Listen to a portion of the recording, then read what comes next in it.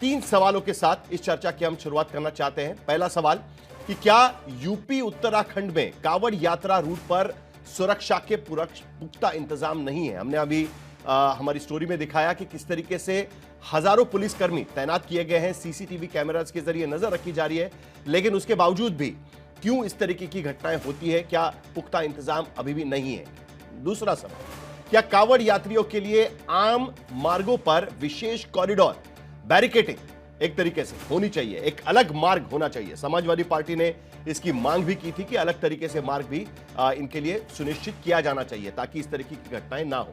और तीसरा सवाल, क्या सुरक्षित कांवड़ यात्रा के लिए किए जा रहे दावे और इंतजाम कागजों पर ही रह गए हैं?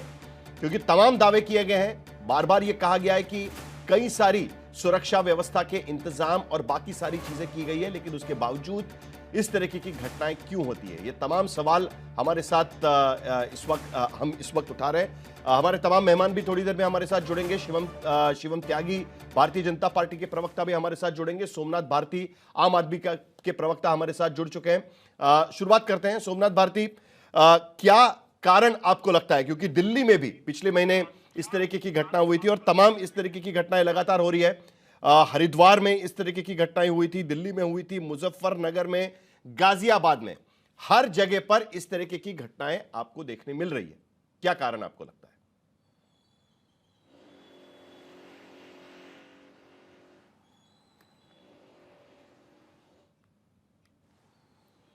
सोमनाथ भारती, मेरी आवाज आपको आ रही है?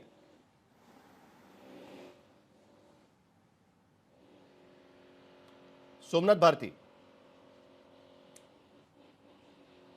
जी, थोड़ा अगर क्वेश्चन रिपीट कर दें साहिल जी। मैंने कहा कि इस तरीके की घटनाएं क्यों हो रही है, आपको क्या लगता है, क्या कारण लगता है? देखिए, चूंकि जिस धर्म से मैं आता हूं, हिंदू धर्म, उसका पूरा जो खाका रहा है दो शब्दों में आ जाता है, वसुधैव कुटुंबकम। अब देखें कि दोनों राज्यों में, उत्तर प्रदेश हो या उत्तराखंड हो, दोनों में भाजपा की सरकारें हैं। आज मेरा धर्म बदनाम हो रहा है उनके मिसमैनेजमेंट से, उनके जिस प्रकार का कंट्रोल होना चाहिए, जिस प्रकार का लॉ एंड ऑर्डर होना चाहिए, उसके नहीं होने से आज मेरा धर्म पूरी दुनिया बदनाम हो रहा है। हिंदू धर्म के साथ आज तक कभी वायलेंस जुड़ा ही नहीं। आज पूरे दुनिया के अंदर इस प्रकार से हमारी बदनामी हो रही है। और किसके लिए? भगवान शिव, महादेव के उपासना में लोग जा रहे हैं।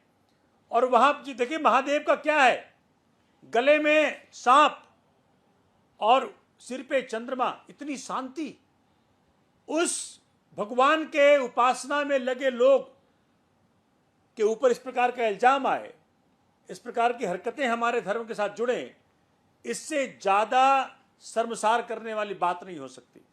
इसलिए मैं कहना चाहता हूं कि भारतीय जनता पार्टी ने इस प्रकार से हिंदू धर्म को बदनाम किया है पूरे दुनिया में, उसके लिए उसको माफी मांगनी चाहिए।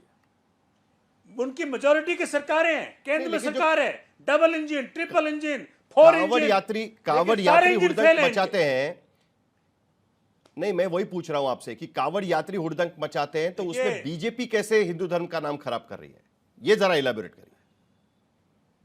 अगर बीजेपी साइली शासन में है तो बीजेपी की ड्यूटी है कि हिंदू धर्म का इतना बड़ा महापर्व, कांवड़ की यात्रा पे जाने वाले लोग, उनको शांतिपूर्वक उपासना करने का मौका मिले भगवान शिव का। ये बीजेपी की ड्यूटी है। जो भी पार्टी शासन में हो उसकी ड्यूटी है। शासन किसका है? प्रशासन किसका है? बीजेपी का है। तो आज जहां देखें इस प्रकार की हरकतें जो हो रही है, उससे मैं हाथ हूं, पूरा हिंदू समाज हाथ है, भगवान शिव के उपासक हाथ हैं, दोनों राज्यों के लोग हाथ हैं। और इसलिए मैं कहना चाहता हूं कि इतने शांतिपूर्ण धर्म का आज इन्होंने पूरे दुनिया में मर्यादा खंडन किया है। भारतीय जनता पार्टी को आगे आकर शिवम भूतवा, शिवम यजेत, योगी आदित्यनाथ यूपी के मुख्यमंत्री ये कह चुके हैं, शिवम भूतवा शिवम यजेत, और शिवम त्यागी भी हमारे साथ जुड़ चुके हैं। ये मैसेज क्यों नहीं जाता कांवड़ियों तक?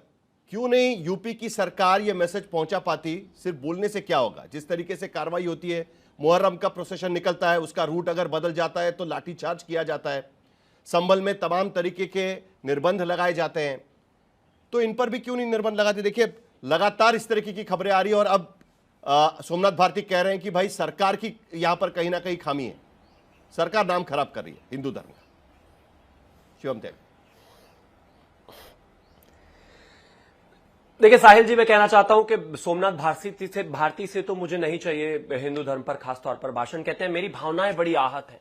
आपकी भावनाएं जब यमुना में एक बार भी आप छठ का स्नान नहीं करा पाए तब कभी आहत नहीं हुई, लेकिन आज आहत हो जाती हैं। खैर, आपकी भावनाएं इतना टेम्परेरी है जिसका कोई हिसाब नहीं। लेकिन मैं एक चीज कहना चाहता हूं, जहां तक आपने कहा व्यवस्था की बात, बिल्कुल ऐसा कुछ नहीं है। पिछले साल की अगर मैं खासतौर पर बात करूं तो 4,98,00,000 कांवड़िए आए, सबने जल उठाया, अपने मार्गों पर चले और जहां उनको पहुंचना था अपने गंतव्य स्थान पर पहुंचे और बेहद शानदार तरीके से प्रोसेशन रहा और कोई किसी तरह की दिक्कत नहीं रही, कोई परेशानी रही। हां, जब 5 करोड़ लोग इतने भव्य पर्व के लिए अपने घर से निकलते हैं, जल लेकर जाते हैं और इस तरह की यात्रा में शामिल होते हैं, तो कहीं ना कहीं छोटी थोड़ी बहुत दिक्कतें जरूर होती हैं, जिसको जल्दी ही निवारित किया जाता है, काम किया जाता है, उसको बेहतर बनाया जाता है और उसके साथ साथ ही उसको ठीक कर लिया जाता है। उसके साथ साथ कुछ और भी लोग उसमें इन्वॉल्व होते हैं, पुलिस उस पर भी त्वरित कार्रवाई करके उनको बेहतर करती है। मैं मानता हूं कि जिस तरीके से कांवड़ यात्रा का शुरुआत हुई है वो बेहद शानदार है। आने वाले समय में भी सभी जो है इस चीज को मानते हुए आगे लेकर बढ़ेंगे और कोई किसी प्रकार की दिक्कत नहीं होगी। नहीं, लेकिन फिर भी सवाल तो यह उठता है ना कि जिस तरीके से स्ट्रिक्ट एक्शन के लिए उत्तर प्रदेश की सरकार मानी जाती है कि अगर कुछ गड़बड़ी होती है तो उत्तर प्रदेश के मुख्यमंत्री किसी को नहीं बख्शते। 2022 में गैंगस्टर एक्ट लगा दिया गया था, कोई हुड़दंग करता है, कोई तोड़फोड़ करता है तो उसके लिए। क्या आपको नहीं लगता कि जो ऐसे एलिमेंट्स, देखिए कांवड़ यात्रा पर तो किसी को उंगली उठाने की जरूरत नहीं है, वो एक धार्मिक यात्रा है और वो सालों से चलती आ रही है। कहा जाता है कि भगवान राम सबसे पहले कांवड़िया थे और ये माना जाता है, तो उसमें कोई बात नहीं है। लेकिन बात वहां उठती है कि जब उसमें वो एलिमेंट्स घुस जाते हैं जो इस तरीके की दादागिरी करते हैं, तोड़फोड़ करते हैं, गुंडागर्दी करते हैं, लेकिन उन पर कार्रवाई उस तरीके से नहीं होती है, जो मैसेज नहीं पहुंचाया जाता। आमतौर पर उत्तर प्रदेश की सरकार उसके लिए जानी जाती है। शिवम देव। नहीं तो साहिल जी, आप क्या चाहते हैं? कार सेवकों की तरह गोलियां चलवा दी जाए? बिल्कुल भी नहीं। मैं मानता हूं सरकार का व्यवस्था बनाने की एक जिम्मेदारी है, जिसको सरकार बेहद शानदार तरीके से लगातार निभाती आ रही है और जितना ये साबित भी करता है। एक जमाने में 2017 से पहले कांवड़ियों की यात्रा 2.5 करोड़, 3 करोड़, मैक्स 3 करोड़ 20 लाख तक पहुंची।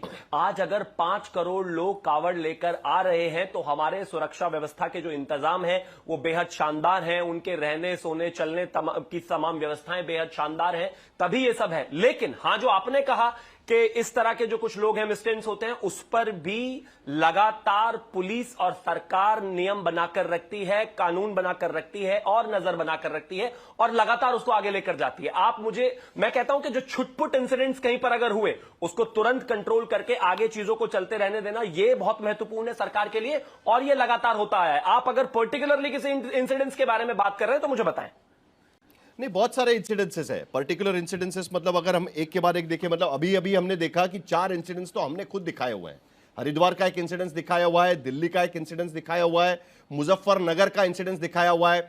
एक पूरा का पूरा वीडियो आजकल वायरल हो रहा है जिसमें एक महिला रो रही है, कह रही है कि पूरा ढाबा मेरा नष्ट कर दिया, ये कहकर कि भाई आपके खाने में प्याज मिल गया करके, और वो पूरा का पूरा ढाबा नष्ट कर दिया गया। कुछ ज्यादा कार्रवाई उन पर हुई नहीं, इसलिए मैंने स्पेसिफिक पूछा। रही बात दूसरी, कोई ये नहीं कह रहा है कि गोलीबारी करनी चाहिए किसी पर, लेकिन कम से कम इस तरीके की घटनाएं ना हो, इसका कोई एक उपाय तो होना चाहिए ना, एक मैसेज तो जाना चाहिए ना कि नहीं, आप इस तरीके की चीजें नहीं कर सकते। सिर्फ शिवम भूतवा शिवम यजेत बोलने से क्या होने वाला है? सरकार की भी कुछ कार्रवाई होगी इस पे। शिवम जी देखिए, मैं मानता हूं कि कानून को हाथ में लेने का अधिकार किसी को नहीं है, लेकिन इसके साथ साथ कांवड़ रूट पर जो भी ढाबे हैं और जितने भी भोजनालय हैं उनको भी कहीं ना कहीं विशेष व्यवस्था का ध्यान रखने की आवश्यकता है।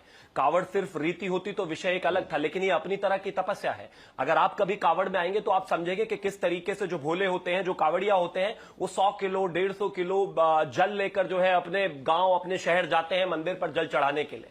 शिवलिंग पर जल चढ़ाने से पहले वो 150, 200, 250 किलोमीटर की उनकी एक यात्रा है, जिसके दौरान उनको साफ स्वच्छ रहना है, ब्रह्मचर्य का पालन करना है, नंगे पैर चलना है, सारी व्यवस्थाओं का ध्यान रखना है। उस दौरान अगर कोई भी इस तरीके की स्थिति किसी भी भोजनालय में पाई जाती है, तो इस तरह की धार्मिक यात्राओं में एक गुस्सा अनिवार्य है। परंतु मैं फिर भी कहता हूं, कानून किसी को अपने हाथ में लेने की आजादी नहीं है, परंतु इसके साथ साथ जो साथ में जिनके भोजनालय हैं, जिन्होंने अलग अलग नाम बदलकर चीजों को रखा हुआ है या भोजनालय नाम बदलकर रखे हुए हैं, यह भी नहीं करना चाहिए। किसी की धार्मिक भावनाएं आहत हो, ऐसा नहीं करना है उस दौरान। लेकिन सरकार की नजर लगातार उस पर रहती है और इस बात का विशेष ध्यान रखा जाता है कि कहीं पर भी इस तरह की स्थितियां पैदा ना हो। इसी बात को देखते हुए पिछले साल जो है कानून भी इस पर लाया गया था और उन्हीं चीजों को आगे जारी रखा जा रहा है।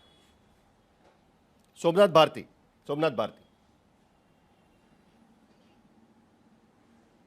देखिए, मैं सुन पा रहा था बड़े शांत मन से।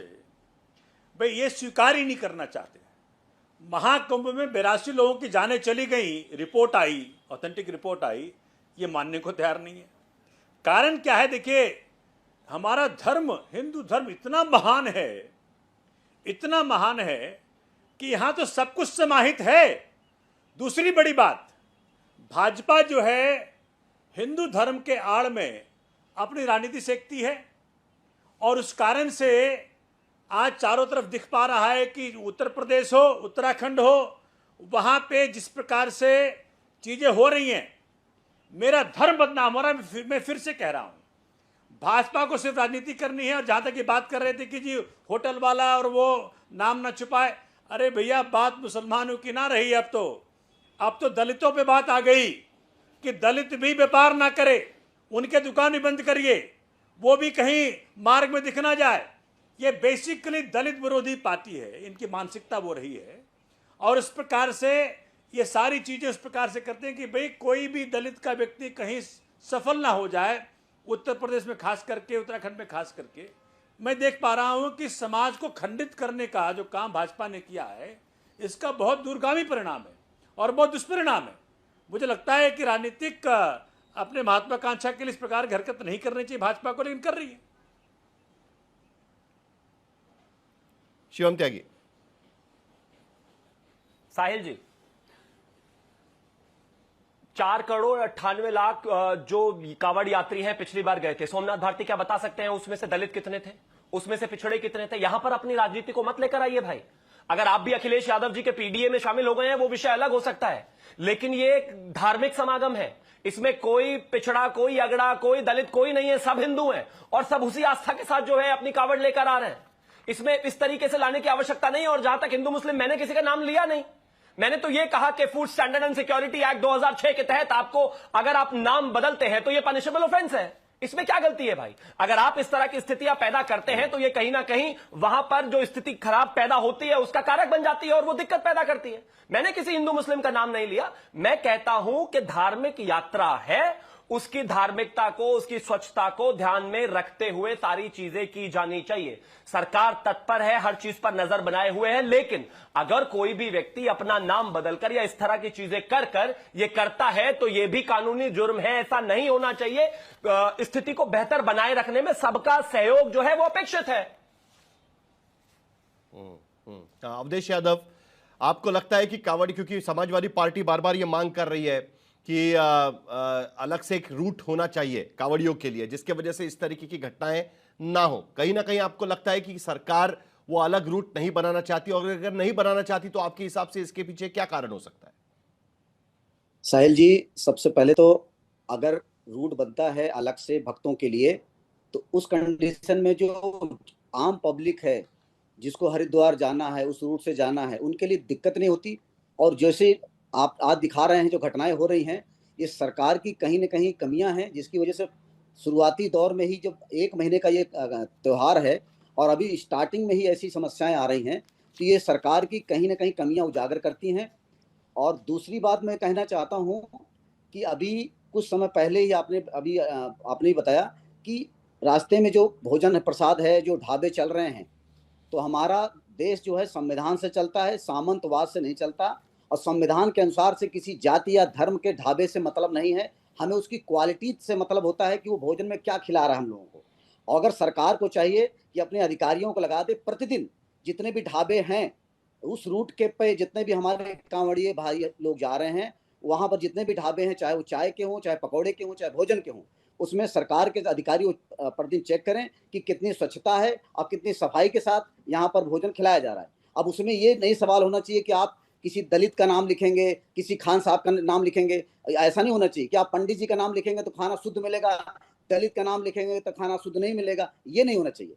वहां पर सभी के ढाबे पे शुद्ध खाना जो बनता है उसकी चेक होना चाहिए, उसकी चेकिंग होनी चाहिए, वो सरकार का काम है। लेकिन आप जाति के नाम पे, धर्म के नाम पे ढाबे का नाम नहीं तय कर सकते हैं।